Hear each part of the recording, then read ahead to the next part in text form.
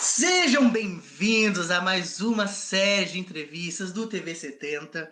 Hoje reunindo um trio maravilhoso de Pedago, Bauru. Assim, a gente pegou no nosso quintal ali de Bauru e trouxemos para cá. Estou com o Leonardo Michel, Júlia Nunes e ela que é assim, mestre em comunicação. Eu tive que pegar uma cola, tá, gente? Vocês me perdoam porque é muita coisa. Mestre em comunicação midiática, bacharel em RP e agora é graduando de pedagogia na Unesp Bauru. E isso só por cima dessa estrela, desse ser iluminado que é Marina Goulart, que está aqui com a gente mais uma vez.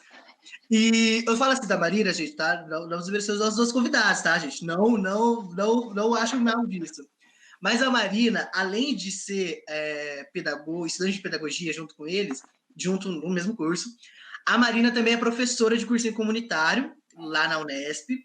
E a Marina, assim como os outros professores de cursinho comunitário, também se aventurou nas redes para disponibilizar conteúdos para os alunos do cursinho e lançou ainda uma rede no Instagram, porque ela é assim, né? Que é o Humanidades, maravilhosa, que ela vai comentar um pouquinho para a gente daqui a pouco. Sejam bem-vindos todos. E aí, para começar, eu já quero saber de vocês qual foi a parte mais difícil, mais engraçada, o maior ou melhor apuro que vocês já passaram numa aula online nessa quarentena? Tanto como alunos ou como professores? Vamos lá. Eu acho que a maior dificuldade é sempre as tecnológicas, porque trava sempre na hora mais importante. E aí já aconteceu de travar do computador loucamente, dar uma tela verde escrota, e aí eu abandonar uma turma com 25 alunos, assim. E aí eles ficarem lá, sozinhos. E aí até o computador voltar, você reiniciar, sei lá, baixar alguma ajuda, demora horrores, assim. E aí eles ficam lá, né, sozinhos. E aí ela acaba. É tipo quando o professor sai para tomar uma água e ir para a direção, sabe? E os alunos estão sozinhos. É exatamente isso. E, de curioso já apareceu de tudo já. Criança que levou o celular no banheiro, que sai andando com o celular filmando. Eles estão em casa, né? Então faz sentido você sair. E aí vai. E aí você acompanha só, né? Meu Deus! Júlia? Aconteceram coisas que eu me identifiquei com o Léo também, de estar no meio da aula e acabar a bateria do meu celular, e procura carregador, e liga para auxiliares de direção, e é você e você, né? Totalmente perdida, as crianças lá te esperando, isso inclusive aconteceu hoje, mas aí eu fiquei um pouco mais calma, você respira e tá, tipo, depois dá tudo certo. E uma das coisas também que aconteceu que eu fiquei meio constrangida é quando os pais chamam a atenção das crianças na frente da câmera. Então você meio que tem que contornar a situação. E aí, porque você não tá só você e um aluno, tá você e mais 7, mais 9 ou mais 10, dependendo do encontro. Então, às vezes, você meio que, então, muta o microfone dessa criança e tenta contornar a situação. Isso é um grande desafio, porque aí fica aquela questão, né? E aí, o que aconteceu? Né? Essa criança apanhou, não apanhou? E aí? Nossa, gente, eu compartilho as falas de todos os meus colegas aqui. Realmente, da aula, parece que o universo inteiro conspira e fala: vou ferrar a Marina hoje. É hoje que esse computador ele vai ficar pitando e não vai desapitar. Mas uma situação até engraçada que eu vivenciei numa aula que eu estava como aluna foi que o meu coleguinha deixou o áudio ligado e ele estava jogando videogame. E começou, eu não sei que videogame que era, acho que um videogame de arminha, de lutinha, ele tava tranquilax, e a professora falando, e ele matando os zumbis deles lá, e comentando o jogo, e foi muito bom. Foi muito bom, vivências que só a quarentena e o EAD fornecem pra gente. Mas, gente, eu queria saber essa coisa muito louca de, tipo, um dia vocês eram crianças em formação. Hoje em dia, vocês são as pessoas que estão formando essa criança. Que loucura é essa? Complicado. Como que lida, assim, tipo, na cabeça de vocês, assim? Não sei, vocês têm pesa a responsabilidade? Vocês lidam com mais fluidez? Como que passa na cabeça de vocês isso? Ou nunca passou?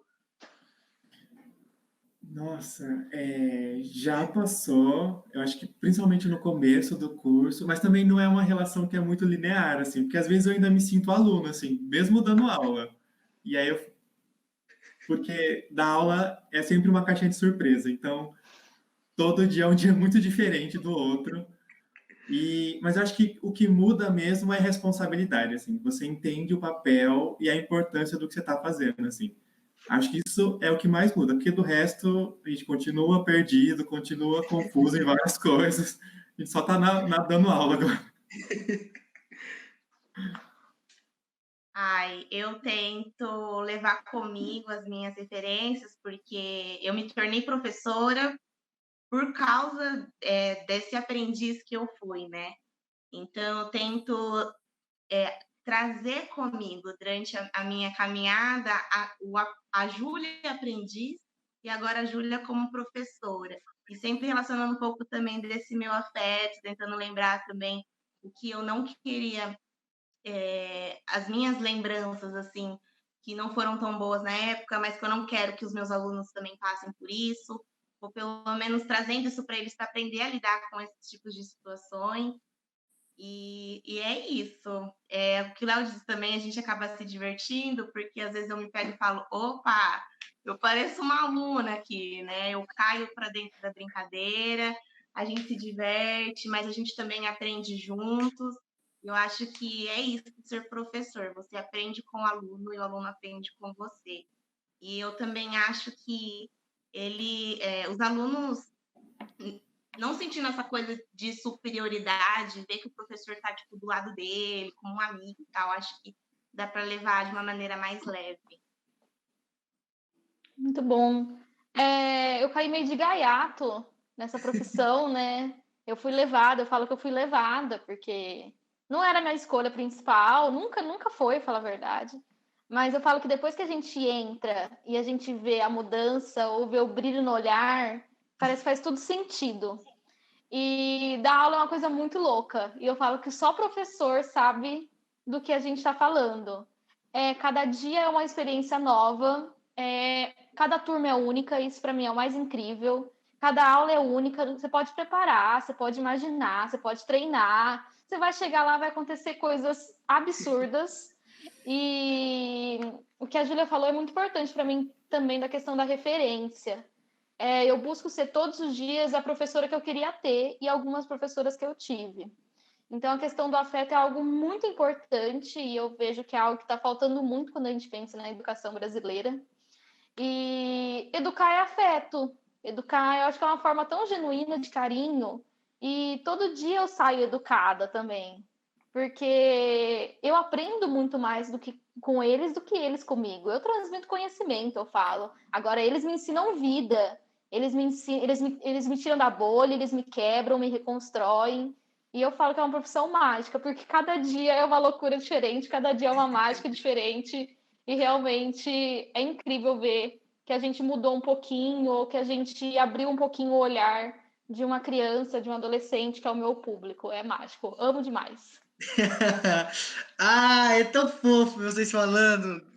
É bom a gente falar do que a gente gosta, né? Eu acho que, tipo, Muito. ainda mais nessa situação que a gente vive, a gente tem que buscar exatamente isso, sabe? Eu acho que se não fosse a nossa paixão por tudo isso do audiovisual, eu acho que a gente não estaria aqui. Se não fosse vocês pela paixão à pedagogia e ao aprender e ensinar simultaneamente, eu acho que vocês também não teriam forças para suportar tudo isso. Já entrando um pouco na nossa seara de programações infantis, a gente não tem uma programação infantil igual a gente tinha antes. Eu queria saber qual é a visão de vocês sobre isso e se vocês acham que existe essa ausência uma consequência negativa para as crianças. Tá. É difícil, né, a gente pensar nisso, porque eu acho que dentro da educação, isso é uma questão que tem mudado muito, assim, porque os tempos mudaram, né? Porque eu sei que eu cresci assistindo a TV Cultura, e aí assistia tudo que tinha lá, mas hoje as crianças estão muito mais em outras mídias, assim, principalmente o YouTube. Então, é dali que eles tiram conteúdo, e é dali que eles buscam entretenimento, e mas eu também acho que existe um perigo aí, que é um perigo que já tinha antes na televisão, mas agora ele está um pouco acentuado, que é a questão do puro entretenimento pelo entretenimento e da propaganda, assim, porque antes na TV acontecia programas que não eram tão bons assim para criança, mas a produção levava um tempo maior, eles tinham um tempo a mais para pensar e para analisar. E aí, como no YouTube agora é uma coisa muito mais imediata, né, muito mais fácil de se fazer, existem muitas questões que perpassam por ali, né? E aí são problemas que afetam diretamente a educação no sentido de que a gente está falando de crianças, e aí é um período que é muito delicado e muito importante, porque é de formação, é onde essas pessoas, essas crianças que vão ser futuro adultos, vão tirar as bases que elas vão ter para lidar com o mundo e para lidar com si mesmo. Então, aí a gente tem muitas discussões que vão indo para lugares muito perigosos, assim, e aí perpassa por os problemas que a gente já tem na sociedade, que é de gênero, raça, classe, vão ser só reflexos que vão vir para esse canal e aí vão dificultar um pouco mais, assim, o trabalho da educação, assim, principalmente, assim. Acho que era isso que eu respondi, né? Sim, sim. A Ju, ela tem um delayzinho, assim, entre a pausa e para chegar para ela. Eu tive, desculpa. Não, tranquilo. Amigo, você poderia fazer a pergunta de novo? Porque, assim, eu acho que eu não vou responder totalmente ela. Faz de novo. Não, tranquilo. A gente queria saber de você qual é a visão sobre essa ausência de programação infantil e se você acha que existe uma consequência negativa para as crianças. Tá. Pensando nessa ausência dessa programação infantil e tudo mais, eu vejo que essa ausência veio porque também tiveram canais, né, privados e pagos, que fizeram canais voltados para a programação infantil, né? Então, eu acho que esses outros programas... Ai, a doida. Os outros canais... Tranquilo, relaxa. Canais, eu tô vendo, calma. Eu tô postando lá a sequência. Mas, amigo, eu acho que esses canais, quem não tem acesso a esses canais, por exemplo, os outros públicos, eles acabam não tendo essa programação infantil. E aí tem, por exemplo, a TV Cultura, tem a Futura também, né? Mas, ai, amigo, olha, nem sei o que eu tô falando. Mas eu concordo. Não, mas de um fato faz sentido isso. A gente vai comentar, é que eu não quis dar spoiler, porque o Léo também, ele comentou um ponto que a gente vai comentar também, que é essa evasão para a internet das crianças. E uma coisa liga a outra, porque se as crianças estão evaindo para a internet, significa que na TV aberta a gente já não tem mais um conteúdo. Ou seja, esse tipo de produto está se elitizando, vamos dizer assim, porque só uma criança que tem uma condição financeira favorável vai ter acesso a isso na TV privada. E aí, como que faz? Porque se a gente for parar para pensar, mais de 98% da população brasileira tem acesso à TV aberta. Desses 98% da população brasileira, apenas 60 e poucos por cento tem acesso à internet também.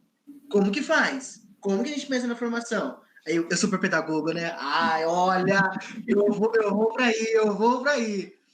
Mas já juntando o que o Léo disse, o que a Júlia disse, como que faz, Marina? Olha, eu como grande e orgulhosa filha dos anos 90, a gente vê que, primeiro que o perfil da criança mudou muito. Essa criança hoje ela tem um acesso à informação muito maior do que eu, Marina, com 5 anos tinha. Ela tem acesso a mais telas, ela tem acesso a mais conteúdo, e isso vai modificar profundamente essa criança. a gente já não pode tratar essa criança como a gente tratava a criança na década de 90. A gente tem que entender que essa criança mudou, o perfil dela mudou. Se o perfil dela mudou, obviamente o perfil de consumo dela mudou. Só que eu acho que com a introdução das novas telas, principalmente de tablet, e aí a gente vai entrar nas redes sociais, YouTube, Instagram, TikTok, a gente entra num campo que é um campo um pouco perigoso, que é a não regulamentação do conteúdo, que é o não estudo da produção de conteúdo, e é aí que, para mim, mora o perigo. Desde violências estruturais, todos os tipos de violência, até um assunto que, para mim, tem um peso muito grande, que é a adultização precoce. Essas crianças, elas estão sendo adultizadas precocemente, muito devido a esses conteúdos. E, assim, para quem é filho do Castelo Rá-Tim-Bum, é um pouco triste você não ver uma mídia olhando para essa criança e olhando ela só como um cifrão, como um dinheiro, como, se eu fizer esse programa, ela vai comprar esse produto, e não olhando, olha, o que eu posso fazer para melhorar o desenvolvimento dessa criança, para ser algo educativo, construtivo. Então, hoje eu vejo, tá, gente, sem generalizações, porque toda generalização é burra, mas eu vejo a maioria dos programas, dos canais, dos youtubers, dos tiktokers, eles estão lá para ganhar dinheiro. E eles sabem que esse público é um público muito fiel, é um público que dá muito dinheiro, dá muito view. Então se tornou um negócio. E a partir do momento que se torna um negócio, e esse negócio não é feito por pessoas que estudaram esse público, estudaram o que esse público quer e esse público precisa, principalmente, a gente entra numa zona de conflito, realmente. Então, eu não sei a justificativa de por que a cultura já não está produzindo tanto, ou por que não tem tantos programas, mesmo que seja no YouTube. A gente vê hoje que tudo se transformou em grandes publicidades e grandes campanhas que visam o lucro em torno da criança. Só para a gente finalizar, a gente sabe que o consumo de uma casa que tem crianças, 80% desse consumo é controlado pela criança. Então, ela não é qualquer público.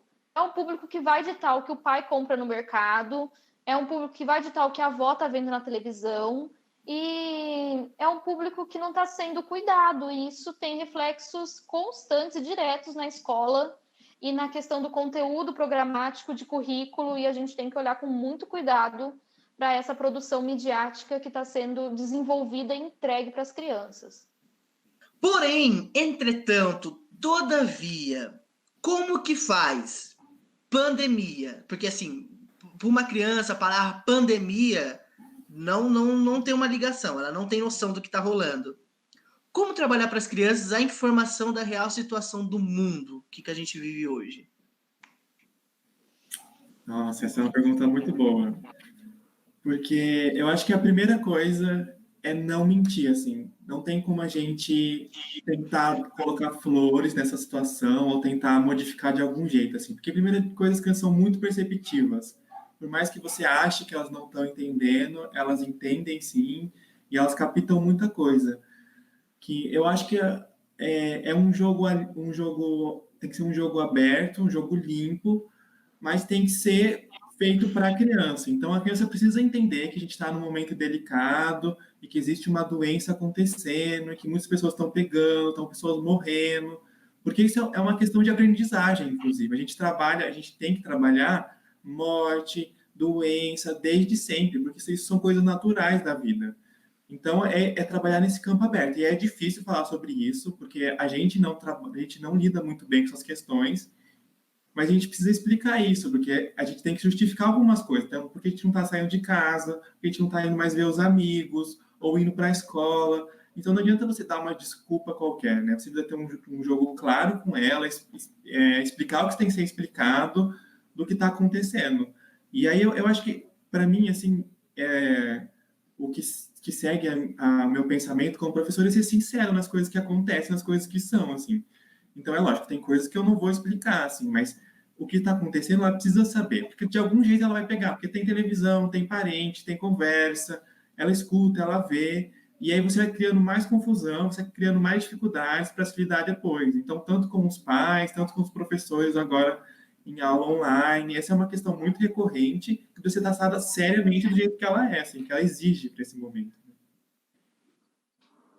Eu concordo com o Léo também. Eu acho que você tem que ser sincero com as crianças, dentro também da linguagem deles, isso é muito importante. E também porque, assim, mesmo ela sendo criança, tudo bem que criança se diverte, criança brinca, eles estão em casa, eles têm mais tempo, talvez, para brincar, mais tempo com a sua família e tudo mais, mas eles também estão vivendo esse momento de uma maneira, assim, eles também ficam tristes, eles também estão sofrendo com tudo isso, assim como todos nós. Eu vejo que na pandemia, cada um, dentro da sua particularidade, está sofrendo de um jeito. Então, não está mais fácil para a criança, porque, é criança, ela só brinca. Ela só está começando a estudar. Está mais difícil para o idoso, porque o idoso gosta de bater uma perna. Não tem o mais difícil. Assim, a criança também está sofrendo dentro da realidade dela e dentro do desenvolvimento dela de aprendizagem, porque ela depende também do social, né? E é isso que o Léo falou, eu concordo com o Léo, faço das palavras do Léo as minhas palavras. O bom que é isso, deixa mais viva a coisa, pra mostrar que não tá fácil o EAD. Ai, gente, o Leonardo e a Júlia falaram tudo. Eu acho que a gente não tem que tratar a criança como um ser excluso da sociedade, onde a gente cria um mundo de faz de conta 100% do tempo. E, você não tá indo na escola porque não, a escola tá fechada.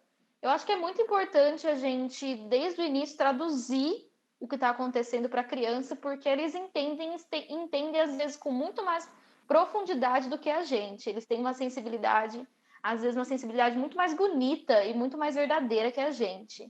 E tem que traduzir, tem que explicar, obviamente, de outras formas. Você não vai botar a criança na frente do William Bonner para ela entender o que o William está falando. Mas você tem que explicar que a escola está fechada, que as pessoas estão em casa, que a professora está trabalhando em casa, que o diretor ele está também em casa, e que os médicos, as enfermeiras, os enfermeiros, as médicas estão trabalhando, que tem uma doença, que eu acho que é importante já para essa criança construir uma noção de coletividade.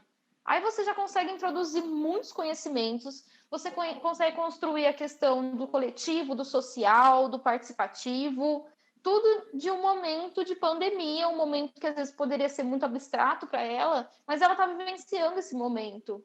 E a partir do momento que ela está vivenciando, ela é parte desse todo. Então, tem que falar sim, tem que explicar, tem que mostrar o que está acontecendo, porque eles entendem muito bem. É inocência achar que eles estão no país da Alice. Não estão. Eles estão entendendo tudo. Sim. Gente, perfeito. Assim, Eu na acho minha que assim mente. também vem essa parte.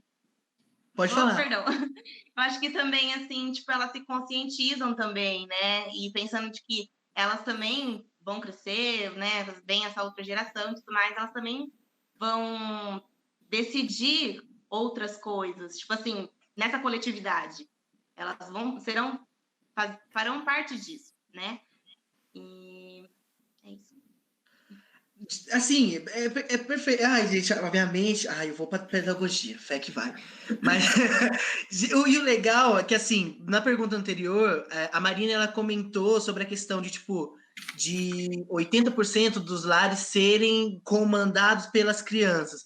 Então, acho que, tipo, vocês como educadores, trazendo um pouco mais essa noção na linguagem da criança, como a Júlia disse, para a criança poder entender, dá aquele pingo de esperança de tipo da criança poder estar comunicando para a família e aí fazer com que a família a partir da criança tenha uma noção do que está acontecendo? Com certeza, assim, teve momentos durante a pandemia que uma aluna minha falou para a mãe dela, ela estava passeando, não sei se ela foi no mercado, no caminho enfim, ela falou assim, mamãe, por que os bares estão abertos, estão cheios, e a minha escola não está aberta? Então, é aquele momento que dá aquele boom, né? E aí, né?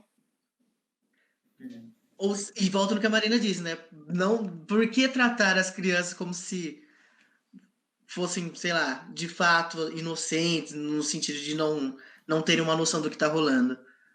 Eu tenho um episódio que me marcou muito. Eu tava no mercado e tinha uma menininha fazendo compras com a mãe dela, já na pandemia. E tinha um moço que ele tava tomando Coca-Cola, então ele tirava a máscara, tomava. Aí a menininha virou assim: Nossa, mãe, ele não aprendeu nada na escola. Não pode ficar tirando a máscara. Aí eu olhei e falei: Nossa, caraca, tem esperança no futuro. E eu tenho certeza que foi uma professora, foi uma família, foi uma coletividade que falou: Olha, a gente vai tirar a máscara quando a gente estiver em casa, quando a gente não estiver cercado de pessoas. Porque ela falou com uma... Tipo, ela tava revoltada realmente. Tipo, nossa, eu não acredito. Olha ele tirando a máscara. Como assim ele tá tirando a máscara? E eu falei, nossa, tá vendo? É uma criança pequena e ela tem muito mais noção de coletividade e respeito ao próximo do que um adulto de 30 e poucos anos que não tá entendendo a gravidade de uma situação. Xuxa Meneghel. Rainha. É vilã ou mocinha das crianças dos anos 80? Aquela pausa para vocês pensar. Aquele freezer que ele congela. E aí a gente retoma. Xuxa Meneghel, vocês acham que ela é mocinha ou ela é vilã das crianças nos anos 80? Então, né? Pensa, como faz que eu nasci em 98? Ai, gente, muito novinha. Nem viu Hilari Lariê. Porque assim, de 98 para até 2020, sei, né? Eu entendo, mas antes não sei. O que eu sei é o quê? A minha irmã, ela fala, na época que eu tinha 8 anos, a minha irmã ela tem 28, 29, então ela pegou um pouco disso. Ela fala que a Xuxa era a rainha dela e tudo mais. Agora eu não vi ela muito, né, muito disso. Pra mim era, tipo, a Xuxa. Ok. E eu tava também assistindo os vídeos dela, os filmes, né? Ela fazia uns filmes de aventura, depois tinha uns filmes junto com o Didi. Eu adorava, mas assim, não era a minha ídola, não era a minha fã, essa coisa assim. Não vejo ela como vilã, não sei, talvez porque eu nunca pensei nisso, mas é isso, assim, eu não vejo ela como vilã. A Júlia falou assim, eu não sei responder. Ela deu a resposta completa da pergunta. Tudo bem. Nossa, mas essa é uma pergunta polêmica, né? Que a internet ama a Xuxa. Aí que veio. Vai fazer barulho. Sei que eu seja cancelado, né? Isso aí, né? Cancela. Não, o que eu posso dizer, né? Eu acho que a Xuxa é os dois, na verdade. Porque, por entretenimento, eu cresci ali, nasci em 94, mas eu peguei ali um Xuxa e o Duendes, alguma coisa assim. E aí, lógico que eu gostava, né? Mas era um programa difícil, que não era para criança, né? Era colorido, era divertido, tinha jogos, mas era tudo menos para criança, assim. Então, é um meio termo ali, sabe? Uma vilã mocinha, assim, alguma coisa. Mas eu acho que tem um ponto positivo que eu sempre vi, assim, é que ela sempre foi sincera, pelo menos, assim, sabe? Não tinha uma infantilização, assim, da criança, assim. Ela era sincera no trato, no próprio programa. Isso é uma coisa boa, assim, porque a gente acabou de discutir isso. Mas, né, ela trazia muitas coisas que é difícil defender. Ai, gente, que sinuca de bico. Cláudia, senta lá, né? Ai. Xuxa Verde. Xuxa Verde. Gente, assim, durante grande parte da minha infância, a Xuxa foi a minha rainha, a minha força motriz, o meu modelo de vida. Eu me considero uma Xuxa atual. Eu tô no cursinho para ser a Xuxa. Eu quero ser a Xuxa. Eu quero o biscoito que a Xuxa ganhava todo domingo, de manhã. Adorei. Eu vou dizer que eu gostava mais da Angélica, eu acho. Ai, olha lá, começou a rir, você não suportava a Angélica. Eu sou tinha Angélica, eu era muito mais Angélica. Eu também. Ai, ela brincava com gente. o golfinho, né? Não tem melhor. Gente, Respeita o melocotão aqui, vai, respeita o início de tudo.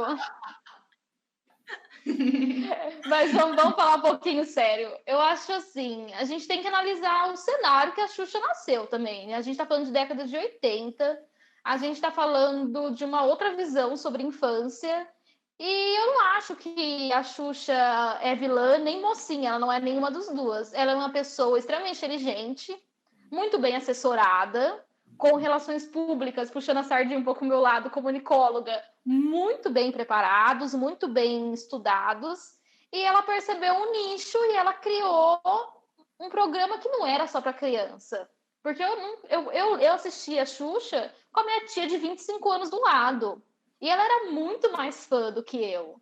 Então, eu acho que a Xuxa, ela realmente tem problemáticas seríssimas, assim, que hoje em dia a gente não vê, mas a gente vê outras problemáticas nascendo também.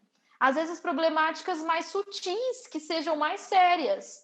Então, assuntos que sejam mais sérios. E uma coisa, eu vou puxar a sardinha para a Xuxa, sim. Ela passava muita mensagem interessante sobre a questão do respeito, sobre a questão da diversidade, ser quem você é. Então, se você quer usar a botona branca, usa a botona branca. Você quer descer na nave e arrasar? Desce na nave e arrasa. E eu acho que isso era muito legal da Xuxa, porque a Xuxa, todo mundo gostava da Xuxa. E todo mundo queria ser Paquito ou Paquito da Xuxa. Então, eu acho que é muito complicado a gente vilanizar agora com o nosso óculos de 2020 para uma coisa que foi criada lá em 1980 e pouco e que atingiu muita gente. Eu acho assim... é muito complicado. É muito complicado porque mexe muito com o nosso emocional. A Xuxa, ela... sou de 93, mas ela tem um apreço muito emocional comigo e com a minha família. E eu não sei se eu considero ela nem mocinha, nem vilã, mas eu acho que ela fez muito até para as crianças brasileiras. Ela não é um desserviço total, não. Tem coisas legais dentro da produção dela. Precisa lapidar só, dá uma lapidada, segura a onda aqui um pouquinho. Mas Não, a nave fora continua, que- a nave continua. Exato. A Xuxa também ela tem umas musiquinhas que ajudam na pedagogia, né? Então, assim, somos totalmente gratos a ela. E a gente também usa umas musiquinhas dela. Atire a primeira pedra, o primeiro professor de educação infantil que nunca cantou uma Xuxa, né, gente? Certíssimo. Quando a gente fala da Xuxa, a primeira grande coisa que a gente pensa, principalmente a gente de comunicação, falando como comunicação, é no boom mercadológico que a Xuxa impulsionou. Que, tipo, é absurdo. E a gente não fala só de Brasil, a gente fala no mundo inteiro. Porque, assim, ninguém conseguiu ir tão longe com o mercado infantil como a Xuxa foi, né? Bonecas, discos e figurinos, etc e tal.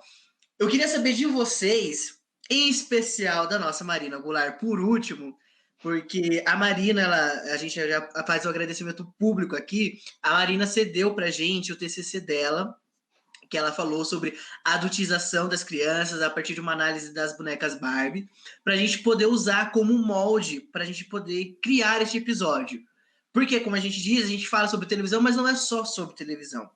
Então, eu queria saber de vocês a questão da venda de produtos para as crianças e a adultização das crianças. Tá, vamos lá. É uma questão, acho que é muito cara para a educação nesse momento, assim, sempre foi, pensando na educação atual, né, de um período longo, recente, né? E eu acho que ela influencia muito porque a gente está falando de pessoas muito vulneráveis, assim, no sentido de não ter o pensamento crítico sobre as coisas. Então, quando a gente fala de mercado, principalmente, a gente fala de um mercado que ele é muito competitivo, né? E que geralmente ele não analisa algumas outras questões. E aí, quando a gente pensa numa criança, principalmente agora com um educador, a gente pensa em questões sérias, assim, de formação, questões sociológicas, psicológicas. Isso tem muita influência. Então, quando a gente vê aí horas e horas de propaganda infantil que vão que falam muito sobre a individualidade, sobre o consumo desenfreado, que vende coisas muito fáceis, que não necessariamente faz sentido para a criança e que agravam algumas questões de desigualdade, principalmente. A gente fala de um público que não vai ter critério para lidar com isso, né? Ele vai simplesmente comprar porque é colorido, porque é engraçado, porque é bonito. E aí, como a Marina falou, né, são um público muito ativo, porque ele influencia muito, principalmente os pais. Então, é um mercado muito difícil de se pensar, assim, e também a regulação no Brasil, ela é muito precária, assim, ela existe alguns pontos de discussão, mas ela é quase nula no sentido, assim, porque acontece muita coisa sem muitos parâmetros. Eu acho que a questão é essa, assim, a gente não tem parâmetros para o que a gente quer como propaganda, que também abolir as propagandas não é o caso, né? E aí isso influencia também no processo de adultização, assim, que é um processo muito mais difícil agora, que a gente tem muito mais acesso às informações, tá muita coisa acontecendo, e aí isso é uma questão assim que já acontece, sempre aconteceu, porque as crianças elas agem muito por imitação, assim. Isso faz parte do processo delas, de como elas vão internalizar o mundo. E aí quando existem muitas coisas acontecendo, coisas que a gente não discutiu isso como sociedade, eu acho que esse é o ponto, assim.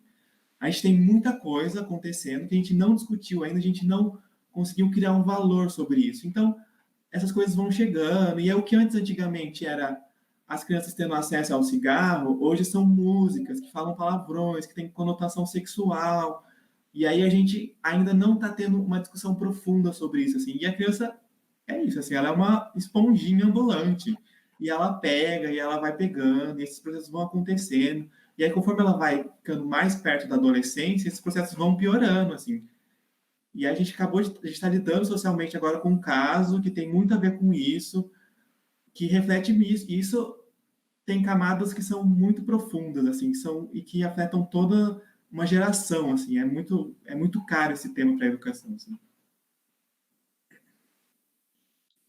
Poxa, o Léo, ele respondeu tudo. Eu não consigo nem falar. Problematizou tudo. Ai, gente, vamos lá, né? Ju, você não vai falar mesmo? Não quer? Não. Talvez eu lembre de alguma coisa, eu falo depois, mas é realmente foi falado, droga. Bom, eu acho que a Xuxa, ela inaugura um público que antes dela eu acho que estava um pouco de escanteio. E quando ela começa a sua dominação mundial, porque realmente ela dominou, tá? Quando a gente pensa em publicidade infantil, quando a gente pensa em merchandising, marketing infantil, a gente fala em Xuxa ainda, em 2020. E o tamanho que ela foi, principalmente aqui na América Latina, eu acho que dificilmente a gente vai ter um novo fenômeno assim. Só que aí a gente entra nas grandes problemáticas, né? Que são todos os conteúdos que estão por trás dessa publicidade, que estão por trás dessa venda desenfreada. E além de publicidade e venda, é uma venda de um estilo de vida, que aí eu acho que entra a real problemática. E quando a gente traz todo esse cenário, iniciado pela Xuxa, depois vem Angélica, Eliana, Patati Patatá, a gente traz para hoje, a gente vê que hoje a gente não consegue mais contar nos dedos os influenciadores infantis. A gente já não conhece mais esses influenciadores, não dá para dar conta. Então, é muita inocência achar que só o Lucas Neto é um grande influenciador. E é tão difícil hoje controlar o conteúdo que essa criança está tendo acesso, que eu vejo que nós, educadores, e também família, por ter primos pequenos, se encontra um pouco perdido, que é tanta informação, é tanto conteúdo, é tanta publicidade, que a todo momento a criança está sendo bombardeada por mais e mais e mais coisa. Então, hoje ela quer um tablet que o Lucas Neto mostrou, amanhã ela quer a Nutella que o menino do TikTok tá comendo e tá zoando e tá jogando fora. Então, quando a gente trata de publicidade infantil, o Brasil ele peca muito, não tem uma regulação, não tem regulação de conteúdo, principalmente quando a gente trata de redes sociais. E precisa ser discutido, precisa ser regulamentado. O Rubens falou do meu TCC, que eu analiso a Barbie, eu analiso como a Barbie evoluiu, tá? Evolução não de ruim para bom, evoluiu, mudou. E a gente percebe esse mesmo caminho dentro das redes e dentro dos produtos. Então, hoje o Lucas Neto, quanto que o Lucas Neto não fatura por mês? Ele se tornou um ícone nacional falando com crianças, e a gente teve o caso da Bel para meninas, que o pessoal notou violência parental, porque ela precisava produzir conteúdo, e ela vendia a bebê reborn, ela vendia isso, ela vendia aquilo, e vendia a vida perfeita, come batata frita no almoço. Ai, Marina, mas você vai problematizar a batata frita que a criança está comendo no almoço? Não é, a batata frita é o início. A gente tem que problematizar a música que ela está ouvindo, a gente tem que problematizar o conteúdo que ela está vendo, a conversa que ela está tendo com os coleguinhas, porque muita coisa que não deveria ser passada para a criança nesse momento está sendo passada e está ocasionando uma adultização muito precoce. Então, a gente está vendo meninas que nem entraram na adolescência, já com sintomas hormonais de que era comum no passado, meninas de 15, 16 anos. E a gente está falando de meninas de 8, 9. Então, mais do que nunca, a gente está vendo uma adultização precoce. Essa adultização precoce, ela está, assim, modificando nossas crianças. E, às vezes, é difícil nadar contra a corrente. Então, eu permito que seja adultizado um pouco, ou não, eu controlo essa criança, mas e a sociabilidade dela? Então, é algo muito difícil. Não dá para criar uma criança e não dá totalmente isolada das mídias. Eu acho que não dá, tá? Mas tem que ter o cuidado, sim. E eu sou totalmente a favor da regulamentação. Tem que ter. Demorou. Governo, bora lá fazer alguma coisa de boa nesse mandato. É cabível, é necessário a gente fazer uma oposição da televisão com a educação? Nossa. Pesado, Educação e televisão não se casam, não funcionam os dois juntos? Não, acho que é o contrário. Elas têm tudo a ver, assim. Eu acho que também depende do lugar que a gente está falando, né? Se eu estou falando dos profissionais da educação, isso vai ser uma questão diretamente de escolha do professor, assim. Então, eu já usei televisão, todo mundo usa, tem muita coisa na internet que é muito bom, tem canais no YouTube que são muito bons, inclusive, não é tudo ruim, mas aí isso é uma escolha de uma pessoa formada, com pensamento crítico, que tem um objetivo. Essa é uma questão, assim. Então, isso a gente coloca totalmente como professor, assim. Aí, quando a gente fala da família, né, da criança em casa, é uma questão completamente diferente, porque daí eu acho que é muito importante a gente pensar no lugar que a gente está falando. Porque se eu estou falando de uma família rica, que vai ter acesso, que vai ter TV a cabo, vai assistir um outro conteúdo. Então, vai assistir Cartoon Network, que aí já é um outro tipo de programa, que inclusive tem programas muito bons, Steven Universo, tem várias outras questões que são programas que já são mais pensados. Não que não tenha também acesso a conteúdos ruins, né?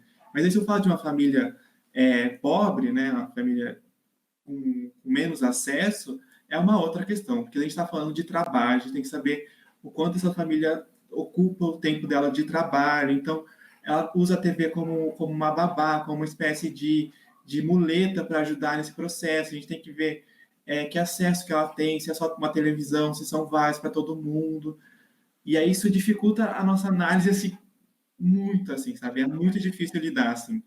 Mas eu acho que, para mim, a dificuldade que a gente tem que levar, a discussão que a gente tem que levar, é sobre os profissionais, assim, não muito sobre a família, porque eu não acredito que seja uma questão que a gente consiga solucionar socialmente a médio prazo, assim, sabe? A longo prazo a gente consegue pensar nisso, assim. Então, quem é responsável? Quem é responsável é quem produz e é quem escolhe esse conteúdo, assim. Essa é a discussão que a gente tem que levar. Então, a gente tem que pensar em parâmetros de regulação, em como esses conteúdos vão ser produzidos, se esses conteúdos precisam ter sempre um pedagogo, um professor junto. é nessa discussão que a gente tem que avançar agora, assim, para a gente conseguir ter alguma coisa a médio prazo que seja realmente efetiva, né? Eu acho que, levando em consideração o que o Sensa falou, o que o Rubens falou, Gente, pode falar e... política à vontade, para com isso. tá bom, então tá tranquilo. Relaxa.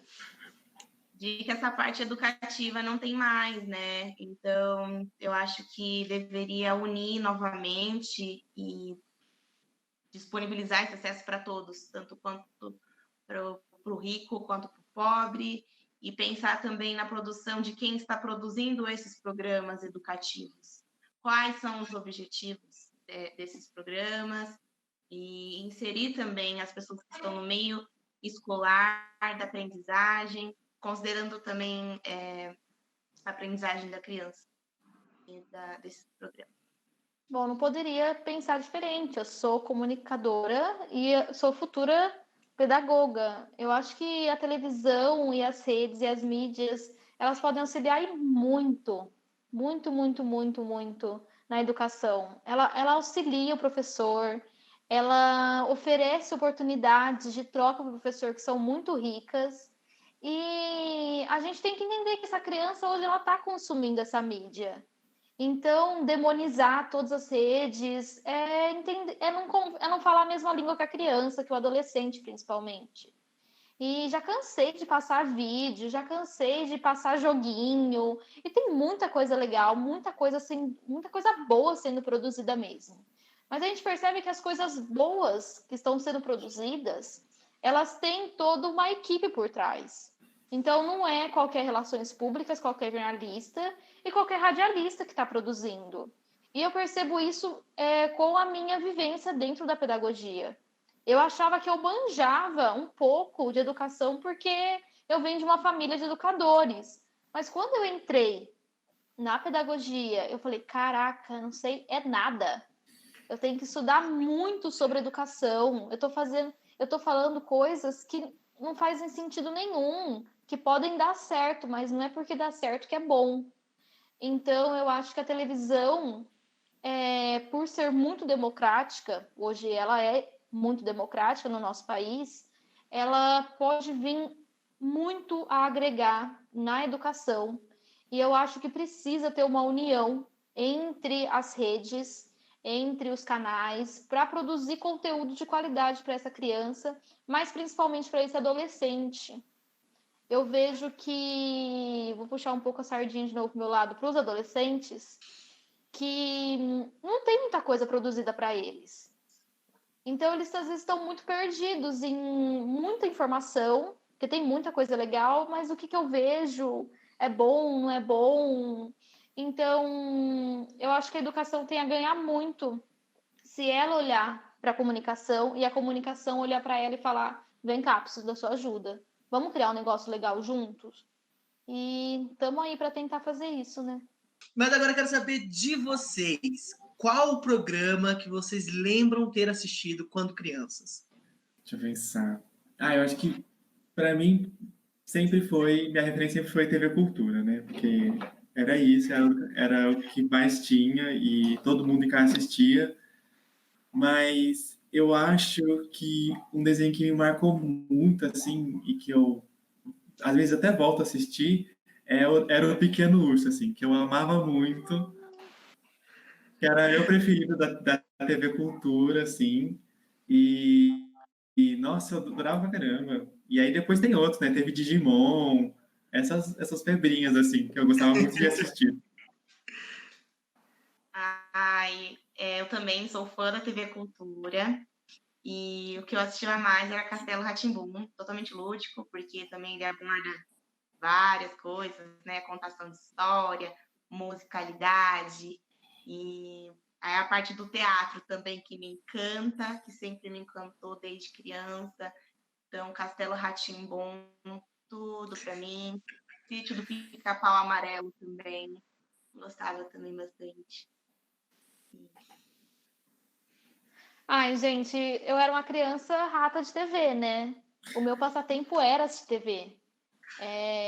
Nunca fui muito. Ai, vamos brincar na rua? Ai, sem tempo. Vou assistir novela, vou assistir Mãe, bota aí a pipoca para estourar que a gente vai assistir Senhora do Destino. Sou desses. Sempre fui uma criança muito da televisão, porque minha família sempre foi muito da televisão, principalmente minha mãe. E eu fui criada, grande parte, pela TV Cultura. Eu acho que quem é de 90 viveu TV Cultura e se encantou com Castelo Rá-Tim-Bum, que eu acho, assim, meus profundos parabéns e toda a minha admiração pelo Cal Hamburger e por todos que montaram aquele projeto que foi audacioso e revolucionou a história da televisão mundial, diria. E fui, sim, uma rata de Castelo Rá-Tim-Bum, mas eu gostava muito de filme. Sempre gostei muito de filme. E, então, era tudo filme meio trash. Não sei se vocês vão conhecer.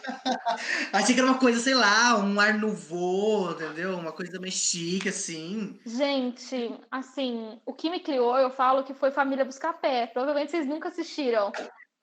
Assisti. Eu já E, assisti. Ah, e eu era tão viciada que foi uma coisa que me marcou, porque eu sei o filme de decor até hoje. Então eu sei as falas. Mas se for para pensar em algo infantil que me marcou muito, eu assisti muito também, na época já tinha TV a cabo na casa da minha avó ainda, porque na nossa não tinha, era Hey Arnold. E eu amava Hey Arnold, amava, e eu sofria junto com ele, porque na época eu também tinha uma paixão platônica. E é muito engraçado ver como as coisas que a gente vivencia, a gente assiste, marcam a gente. E as novelas brasileiras, né? Meu profundo amor e minha profunda saudade das antigas novelas brasileiras. bom, tava falando disso agora. Então, um produto que mescle o comercial, que a televisão brasileira é comercial, junto com o educacional, ele existe qualidade. E qualidade na arte num todo, incluindo a TV principalmente, exige dinheiro. E aí? Como que dá certo, gente? Dá certo? Tá, ou Lógico que se dá. dá. Muito, inclusive. Porque eu acho que, tirando da minha profissão, né, a primeira coisa que você aprende sendo professor é improvisar e a ser um ator, assim. Isso é uma das primeiras experiências que você tem que adquirir, assim. Então, eu acho que super dá, assim. A gente já tem... Acho que com criatividade, assim, e tendo um objetivo e pensando criticamente sobre ele, dá para você fazer muita coisa, assim. E aí, lógico, a gente tem que englobar algumas coisas, porque quando a gente fala de televisão, de internet, tem sempre uma área de comunicação, tem toda uma questão, e tudo bem, assim, a gente não quer demonizar isso também, né? Isso faz parte, as crianças têm que lidar com isso também. Mas eu acho que a questão é do cuidado, assim, sabe? Dá pra gente fazer muita coisa, você mesmo acabou de dar um exemplo maravilhoso de como se produzir, economizando. A gente tem, gente, é sério, no YouTube tem muita produção independente que é muito incrível, que é pensada, que nem sempre é feita por um pedagogo, por um professor, mas que você vê que existe uma pesquisa ali, sabe? E são coisas que não precisa sempre de uma produção maravilhosa, de uma coisa sensacional, assim, sabe? Eu acho que é muito mais da intenção e do cuidado de se fazer do que uma produção hollywoodiana, assim, né? Passo. Mandem jobs, aí você passa. Bom, vamos lá.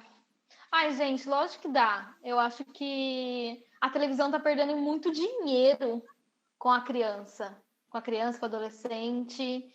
Se não desse certo, Malhação não tinha sobrevivido durante tantos e tantos anos, tá? Fui criada por Malhação também, adorava, torcia junto. Amava. E quem não amava, quem não torcia para o casal dar certo no final. Ou para a vilã, né? Geralmente a vilã ela tinha toda uma transformação, ela se transformava em mocinha no final de tudo. E dá muito certo, sim. Não lógico, a gente não vai comparar você ter muito dinheiro, você ter um orçamento bacanão com uma produção independente, mas tem muitas coisas boas, feitas com pouco dinheiro. Eu vou puxar a sardinha para a TV Unesp, que fez o Apolônio Azulão, que era um programa científico educativo maravilhoso, e eu tive a grata oportunidade de participar na elaboração de alguns roteiros. enquanto eu estava na graduação. E não era um produto extremamente caro, que era feito pela TV Unesp, não tinha um orçamento assim, nossa, ilimitado, vai lá, Boninho. Mas dá para fazer muita coisa legal, sim. Eu acho que às vezes falta um pouco de vontade e talvez role um pouco de medo. Tipo, a gente vai apostar nossas fichas e nosso dinheiro na criança, mas será que vai dar certo? Ai, olha aqui, faz a novela, faz o reality, faz o jornal, já tá tão cristalizado, já dá tão certo. A gente sabe, a gente consegue mapear esse público. Então, eu acho que às vezes falta um pinguinho de bora lá, vamos tentar olhar para essa criança e fazer um negócio legal para eles. Bom, e já que a gente está falando da criança espectadora, nos anos 2000 para em diante, nós tivemos as crianças apresentadoras. Assim, a gente teve anos 80 Balão Mágico e afins, mas prevaleceu as apresentadoras cantoras. Queria entender se existe pró e contra nessa lógica de crianças apresentadoras e de que maneira isso atinge tanto as crianças que assistem como a criança que apresenta. Tá. Eu acho que o primeiro ponto positivo é que é uma criança falando com uma criança, né? Isso já ajuda na comunicação ali, na linguagem, muito, assim. Então, essa criança vai ter alguém para se identificar muito mais rápido que seria um adulto falando com uma criança, né? Eu acho que os pontos negativos o ponto negativo que tem no geral com pessoas que crescem na indústria, né? Porque existe uma pressão ali, existe um mercado ali, e aí isso vai ter tanto uma influência para a pessoa que está lá apresentando, e quanto para a criança que está assistindo, porque daí elas vão querer ser ali, e aí vão rolar esforços, e aí a gente tem vários exemplos por aí de famílias que investem muito, e aí a gente sabe que é um lugar muito difícil de se chegar, que depende de várias questões. Então a gente cria, assim, a gente já historicamente já criou assim grandes frustrações, assim, grandes gerações em que quiseram muito ser alguma coisa, porque a gente vendeu isso para essa criança. E aí, logicamente, não é todo mundo que vai chegar lá, né? Vai conseguir fazer isso.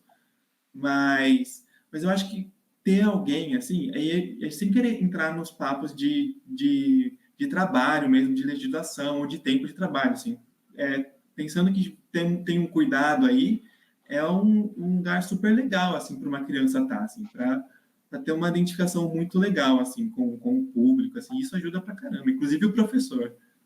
Eu vou discordar um pouco, porque eu vejo que a criança, quando começa a trabalhar mais cedo, eu vejo que a infância dela é perdida pelas suas responsabilidades. Então, ela não tem esse tempo do brincar, o tempo, assim, ela tem um tempo da escola, mas da escola para o trabalho, depois tem que pensar como que ela vai estudar depois, enfim, vão surgindo muitos deveres, e aí ela vai perdendo a infância dela.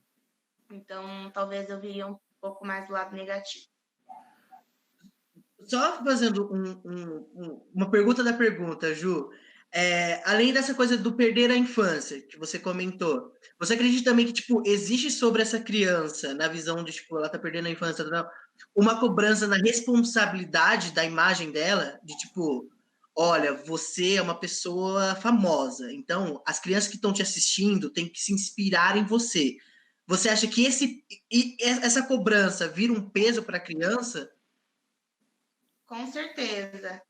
É aí onde ela vai perder na infância dela, porque então ela tem que ocupar o tempo dela se cobrando o tempo inteiro. Então precisa estudar mais, e também, além de estudar mais, também trabalhar mais, me aperfeiçoar mais, cada vez melhor. Eu acho que eu sou mais do time da Júlia também. Eu acho muito complicado quando a gente transfere responsabilidades que nem nós adultos às vezes conseguimos lidar para uma criança de 5, 6, 7 anos. É muito legal, deve ser muito legal que uma criança ver a Maísa com a mesma idade lá e falando PlayStation, PlayStation, PlayStation e mas o que eu acho que os os piores, não os piores casos, os casos mais. Calma aí, gente, precisa encontrar um sinônimo. Calma aí, Relaxa. um minutinho de silêncio. A gente vê mais mal casos do que bem casos. Então, a gente vê mais casos de crianças que não conseguiram lidar com a pressão, que não conseguiram lidar com esse deslumbramento, porque é um deslumbramento, do que crianças que se saíram super bem e hoje são adultos muito bem equilibrados e agradecem muitos pais e todos os diretores e todas as pressões que sofreram, porque se transformaram em adultos maravilhosos devido a essa experiência na TV. Então, eu acho que a gente tem que analisar as crianças, desde Drew Barrymore, Macaulay Culkin, Demi Lovato, sabe? Eu acho que a Maísa ela é uma exceção da exceção. A Sandy é uma exceção da exceção. E porque eu não consigo imaginar a pressão que deve ser uma criança de 10 anos falar, olha, hoje você precisa bater X no Ibope. Olha, você não tá agradando. Então a gente vai te demitir na próxima temporada. E fora o acesso que essas crianças têm a assuntos, drogas, e a gente pode entrar em muitas coisas nesse meio. Então, eu acho um pouco complicado a gente utilizar a imagem infantil para produzir conteúdo. Porque é uma linha muito tênue entre a criança estar aproveitando, ela gosta, tá dando muito certo para ela, e a criança tá lá porque a família quer o dinheiro, porque ela se transformou numa imagem muito lucrativa. Então, a gente vê muitos e muitos, hoje adultos, que não querem voltar, que falam que sofreram muito, principalmente violências psicológicas, por causa desse meio que não vê a criança como uma criança, vê ela como um produto, como um apresentador que tem que dar lucro, que tem que estar bonito, bonita, que tem que ter um estilo de vida. Então, eu nunca, só pra gente finalizar, eu era muito fã de Sandy Júnior, né? Muito fã. Alucinada, meu sonho era casar com o Júnior. E quem nunca, né, gente? E eu vi uma Casar com o entrevista Júnior com a Xuxa de madrinha. e participando dos Chiquititas, mas depois eu conto a minha história com os Chiquititas, que é uma bela história. Quase fui. Foi uma frustração, inclusive, não dá certo. E ele fala, não sei se vocês lembram daquela foto que ele tá na banheira de miojo. E ele fala que aquilo lá foi muito dramático para ele, muito traumático também. Que ele sofreu uma enxurrada de críticas e de dúvidas que não cabiam a ninguém. Só porque ele tá numa banheira de miojo e a galera achou que tava ok julgar. A mesma coisa aconteceu com a Maísa um tempo atrás, quando a galera tava perguntando: Maísa, você é virgem, você não é virgem? Então, eu acho que são pesos que eu não sei se essa criança ela aceitaria se fosse por ela. Se não fosse um dinheiro, porque é um belo dinheiro que a família ganha, por trás. E a gente vê casos como Britney Spears, a gente vê casos como Demi Lovato, que eram crianças, entraram nessa mídia, foram compradas pelo sistema, né? E tem sequelas muito graves até hoje. Então, eu acho que a gente tem que ter muito cuidado quando a gente traz crianças para um meio de adultos que não estão pensando nelas como crianças, estão pensando nelas como produtos. Tudo. E o legal de você falar isso é que, tipo, deixa bem nítido e abrangente que, tipo, não é só a televisão, né?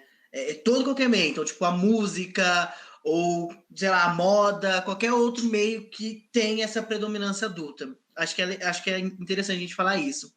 Aproveitando, Marina, que você estava comentando aqui com a gente, como eu disse no começo da nossa entrevista, a Marina, assim como zilhões de educadores e professores, se voltou nesta quarentena para também produzir conteúdo para os seus alunos, também alunos de pré-vestibular. E além dela disponibilizar vídeos, ela também criou uma plataforma no Instagram, um canal no Instagram. Marina, comenta pra gente, como que é, o que passa nessa cabeça criativa? Vamos lá. Eu sou comunicadora, né, gente? Acho que a gente tem que partir desse princípio. Eu sou comunicadora, a comunicadora está dentro de mim, e a Marina, comunicadora, dá aula também. Então, ao mesmo tempo que ela é professora, ela também é relações públicas. Então, eu sempre fui muito relações públicas no meu dia a dia, dando aula. Sempre gostei de performar. E isso era algo muito característico das minhas aulas, até porque eu estou lidando com pré-adolescentes, que é um público que demanda uma certa diferença na abordagem de conteúdo do que quando a gente fala de criança, educação infantil, ensino fundamental, que também tem uma experiência, mas muito menor do que dos adolescentes. E quando começou a pandemia, nós do cursinho, falamos, bom, o que a gente vai fazer? Somos professores que temos um público que é um público já defasado, que a gente abarca, né, abraça crianças e adolescentes que já vêm de uma defasagem do ensino público, e a gente não podia soltar a mão deles. E a gente falou, o que a gente faz? E Marininha, como boa performática, que falei, vou pro YouTube, galera. É a minha chance. Eu preciso dar conteúdo para eles, eu preciso estar em contato com eles, eu preciso de uma plataforma que seja acessível. Então, entre as várias plataformas, eu visualizava o YouTube como uma das mais acessíveis e comecei a gravar as minhas aulas para o YouTube. Me transformei numa ainda não grande, mas uma futura grande influencer. E eu via que o YouTube não estava dando conta de tudo que eu queria criar. Tinha mais coisa aí por trás. E eu estava muito engessada, porque as aulas já são mais engessadas, porque eu não tenho todo um estúdio de Débora Aladim, de tananã. Inclusive, a minha crítica é Débora Aladim, mas tudo bem. Gente, eu tenho uma crítica com a Débora Aladim. Quem gosta dela, desculpa, mas eu tenho. Mas voltando. Aí eu criei o Instagram. Babado. O Instagram, que é o Maridades, que eu falo que é um sonho dos meus alunos, não o meu. Que eles sempre falavam, pô, Marina, vai pro Instagram. Ai, você é mó engraçada, conta suas histórias no Instagram. Ah, não, faz a resenha dos livros lá no Instagram. E aí, vamos botar a polêmica da Capitu e do Bentinho no Instagram? Eu falava, ai, gente, eu não tenho tempo para isso. Produzir conteúdo demanda muito tempo. Aí eu cheguei na quarentena e eles falaram, e aí, Marina, tá aí quieta em casa, cria o Instagram. Eu falei, tá bom, vamos criar o Instagram. Aí eu criei o canal do Instagram, que é uma forma de trazer o conteúdo de humanas, principalmente de redação, que é o que eu gosto mais, redação e história, de uma maneira um pouco mais tranquila, de uma maneira acessível e que possa atingir não só os meus alunos, que são o meu público prioritário agora, mas também os colegas deles que não estão tendo o apoio que eles estão tendo no cursinho, os primos que estão prestando pré-vestibular, então toda essa galera que está aí tentando conquistar a famosa vaga no vestibular. Tamo aí, me segue, galera. É isso, então. Então, se você que está assistindo conhece alguém, porque eu acho que o mais interessante, inclusive eu, que passei uns bons anos em cursinho pré-vestibular, eu acho que o legal do cursinho pré-vestibular é que, tipo, existem muitas coisas que a gente leva pra vida, assim, sabe? Tipo, eu vejo hoje como graduando na faculdade, que existem muitas coisas que, para mim, principalmente de comunicação, é importante eu buscar lá, sabe? Da mesma maneira que eu acho que as coisas que a gente vê aqui também é importante a gente passar, sabe? Por exemplo, esse bate-papo que a gente teve hoje sobre a adultização das crianças, sobre a infância, sobre o controle das mídias nas crianças, é um tema de vestibular, sabe? Um tema de redação perfeito. Então, quem assistir este episódio e bater com um tema desse em Enem, Unesp, FUVEST, já arrasou, gabarito, entendeu? Inclusive, então, já caiu. Ah lá. E a Marina ela é maga, ela é bruxa, entendeu? Então, se a Marina ela solta um tema, o tema cai no Enem, cai na Unesp. É a tradição. Mas, gente, estamos caminhando para o nosso encerramento, para o nosso fim de bate-papo. E, em especial, este episódio, a gente vai terminar de um jeito diferente, assim, dos outros 7 que a gente está fazendo. Que a gente queria saber o que vocês hoje, de agora, falariam para vocês criança. Nossa. Pesado. Ó o psicólogo aí. E vamos de análise. Você Jogou pesadão. sabe que nós fizemos uma pergunta dessa na escola ao contrário para as crianças. Nós perguntamos para elas assim: o que vocês não respondem hoje, mas vocês vão responder ainda daqui a uns anos quando vocês forem adultos? Foi ao contrário. E para a gente foi assim: tranquilo, né? De boa. E foi a coisa mais linda e tal. Agora, que desafio você perguntar isso para a gente, porque assim, nós já estamos formados, né? Tudo bem que ainda tem mais uma bagagem pela frente.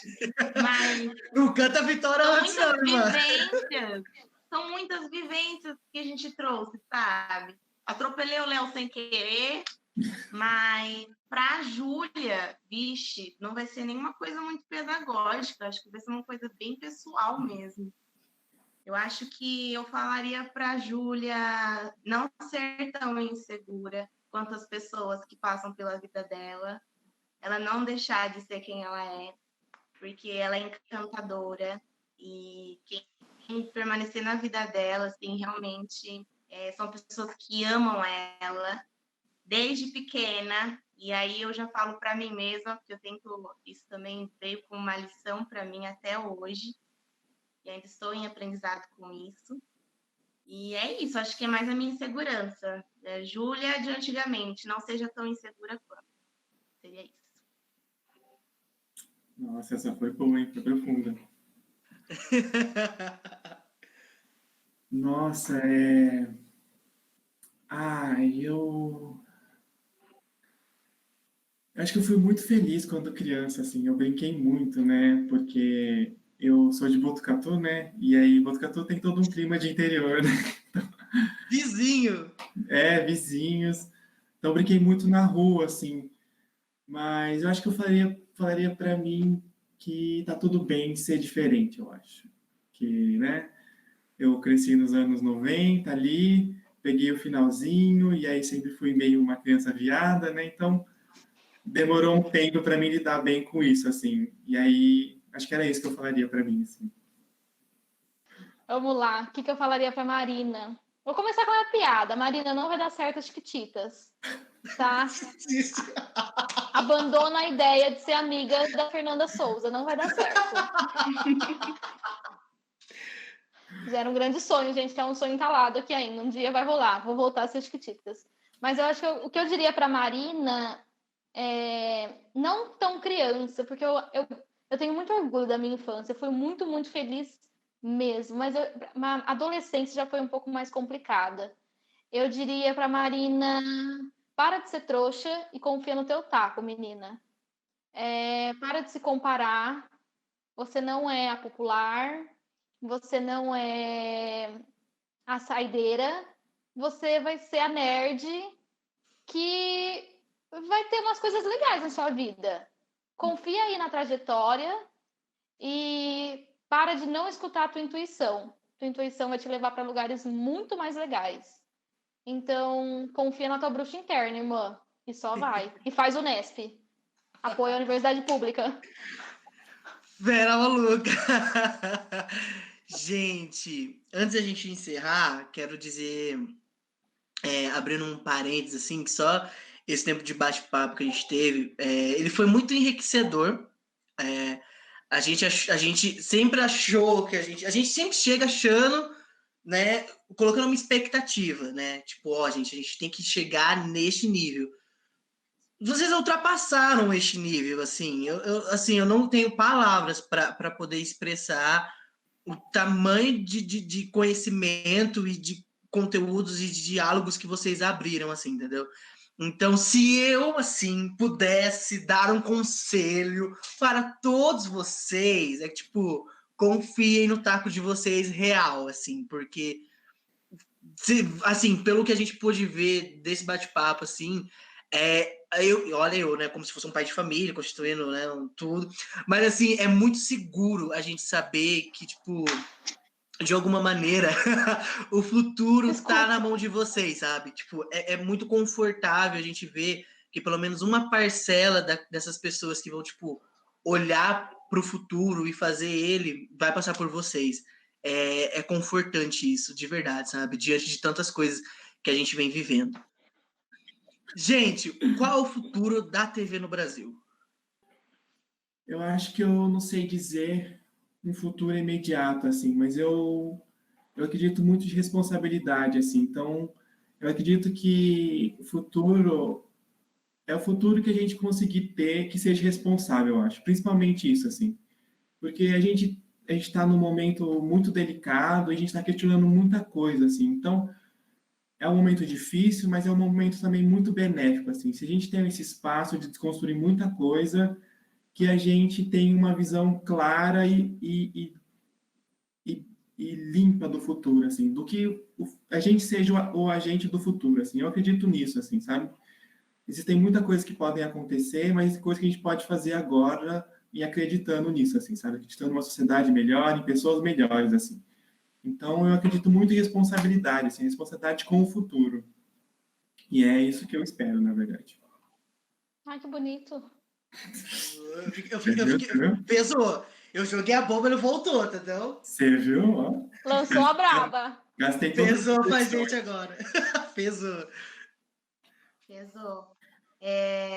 Eu sou suspeita para falar, porque eu sou totalmente idealizadora e talvez eu pensaria numa televisão top. Mas eu acho que com as coisas que vêm transformando, né, como que essas mudanças elas têm acontecido ultimamente, então a própria representatividade na TV, eu acho que tanto a responsabilidade com compromisso, mas também eu vejo que acho que eu complemento o que o Léo falou, na verdade. Tipo, vai sempre ter problema, né? Mais pra frente. Mas a gente vai atingir alguns, sabe? A gente vai alcançar e superar algumas problemáticas que têm sido nossos desafios atualmente. Olha, eu acho. Vou fazer duas previsões, tá? Uma mais técnica e uma de mundo das ideias, que é o que eu gostaria. O meu mundo das ideias, o meu mundo perfeito. Eu acho que, tecnicamente, a intersecção entre redes sociais, mídias digitais e televisão é inevitável. A gente vai cada vez mais criar um conteúdo e precisa criar um conteúdo que seja integrado. Então, não dá mais para pensar só num produto televisivo, radiofônico, musical. Não, agora tudo em uma coisa só. E, ao mesmo tempo, eu acho que isso favorece muito porque democratiza. A internet, apesar de todos os pesares dela, ela é muito democrática. Então, provavelmente, há 10 anos atrás, a gente não teria as discussões que a gente está tendo hoje, a gente não teria as quebras que a gente está tendo hoje, a gente não teria as desconstruções que nós estamos tendo hoje. Então, eu acredito que está na hora da televisão se desconstruir. E a televisão ser mais democrática, inclusiva e equitária. Eu acho que é fundamental ela olhar para quem ela está fazendo e ela olhar para quem está fazendo ela. Eu acho que está na hora de uma transformação. A velha televisão não funciona mais a partir de 2020. Caraca, olha, dito isso, não precisa dizer mais nada. Quero agradecer mais uma vez a todos vocês que vieram, ao Leonardo Michel, a Júlia Nunes, a Marina Goulart. Eu brinquei no offshore, né, antes de vocês entrarem e antes da gente fechar a lista de convidados, que a Júlia é cidadã honorária de RTV, né, que a Júlia ela vai se formar em pedagogia, mas ela pega um radialismo assim pela beirada de tanto produto, de tanta coisa de RTV que ela participou direto e indiretamente. E a Marina já é sócia da Web TV, né? Porque escreveu, não leu, a Marina aparece aqui na Web TV em algum projeto. Agora, Leonardo, se você se predispor, já que a gente já está nessa convenção de criar alguma coisa juntos, por favor, será muito bem-vindo, tá? É só me convidar, que eu adorei. Fechamos, então. Vai sair daqui o novo Castelo Rá-Tim-Bum. Salve esse vídeo. Tá salvo esse vídeo para todo mundo já premonizando já o que vai acontecer. Já e se você quiser... quiser... Aí, arrasamos. Bom, se você quiser saber mais sobre este bate-papo, Você pode conferir também o programa no nosso Facebook e também continuar seguindo e acompanhando as redes sociais da FAC Web TV, também no Instagram, que tem algumas novidades lá. De resto é isso, a gente volta na próxima semana com mais um encontro e entrevistas do nosso TV 70. É isso.